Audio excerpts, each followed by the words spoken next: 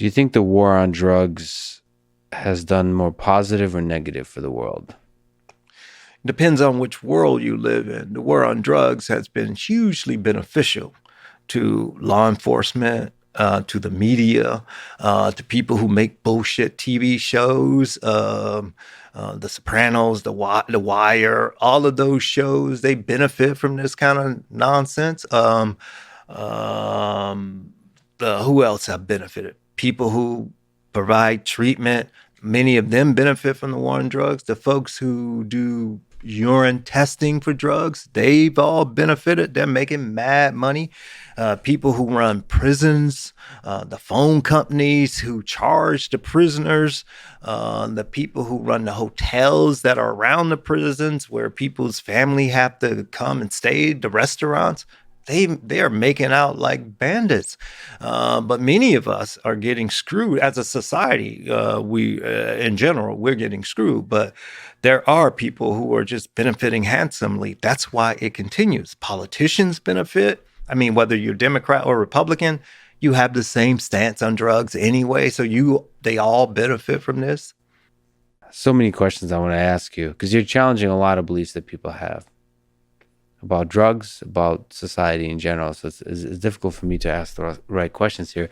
But if you were with a sort of a snap of a finger, change the world, what, from a policy perspective, would you, and from just I don't know, human to human perspective, what would you like to see in the United States of America?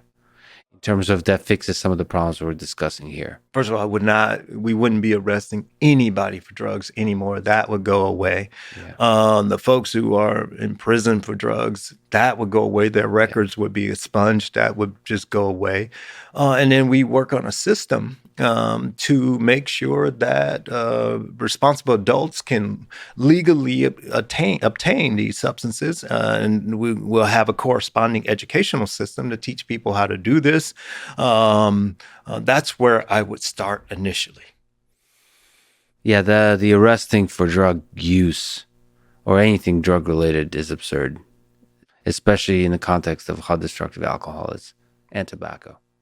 Alcohol can be destructive to some people, but alcohol also is a hugely beneficial drug. To be honest with you, I couldn't have gotten through many of the sort of receptions and functions I had to go through as the chair of the department without alcohol. Yeah, you have a line I really liked. The vast amount of predictably favorable drug effects intrigued me, so much so that I expanded my own drug use to take advantage of the wide array of beneficial outcomes specific drugs can offer. The part that entertained me was this. To put this in personal terms, my position as department chairman from 2016 to 2019 was far more detrimental to my health than my drug use ever was. I mean, there is a standard we're treating drugs, certain kinds of drugs, that's completely different than the standard we're treating everything else in our lives. Yeah, I mean, it's almost difficult to snap out of it as I'm listening to you and reading your work. It's difficult because it's like, why is everybody living this idea that certain drugs are so horribly destructive and others are not? And we just kind of fix that idea. And then there's this narrative.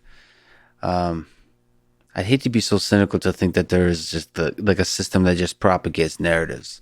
I always kind of think that truth wins out. Truth is the best narrative. I believe that too. Obviously, that's why I'm out here and subjecting myself to this sort of criticism and so forth. But because I believe that truth ultimately wins out. But I might be wrong. But I have to live my life like it's true. Otherwise, then I have no hope. Then why be here?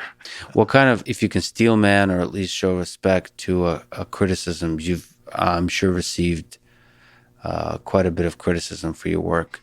I've heard quite a bit of BS criticism, sort of ignorant stuff that don't actually pay attention to your work. But is there some serious, like, is there some pushback that makes you think twice?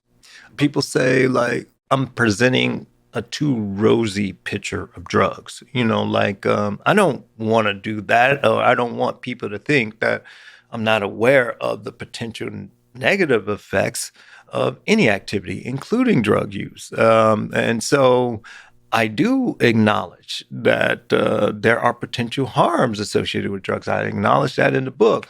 But the fact remains the beneficial effects far outweigh the potential harmful effects. And we have technology, information to help people to minimize the likelihood of those negative effects. But this sort of approach that we have where we say we're only exclusively presenting the harmful effects and that should make people keep people safe. I just have a problem with that. But I certainly I take the point that people say there are negative effects. Absolutely. I absolutely agree.